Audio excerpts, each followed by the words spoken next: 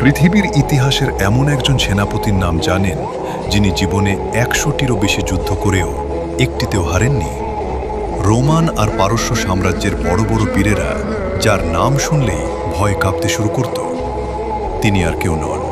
তিনি হলেন ইসলামের মহান সেনাপতি হযরত খালিদ বিন ওয়ালিদ রাদিয়াল্লাহু, যাকে স্বয়ং রাসূলুল্লাহ সাল্লাল্লাহু আলাইহি ওয়াসাল্লাম উপাধি দিয়েছিলেন সাইফুল্লাহ বা আল্লাহর তরবারি। তার যুদ্ধকৌশল এতটাই নিখুঁত আর ভয়ঙ্কর ছিল যে শত্রুপক্ষ হাজার হাজার সৈন্য নিয়েও তার সামান্য কিছু মুজাহিদিনের সামনে টিকতে পারত না। ইয়ারমুকের যুদ্ধে মাত্র ৪০,০০০ মুসলিম সৈন্য নিয়ে তিনি রোমানদের ১,৫০,০০০ বিশাল বাহিনীকে ধুলোয় মিশিয়ে দিয়েছিলেন।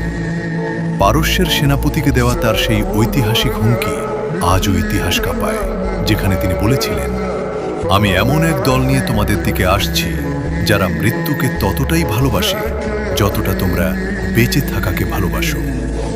ইসলামের এই অপরাজয় বীরের জন্য কমেন্টে অন্তত একটিবার আলহামদুলিল্লাহ লিখুন।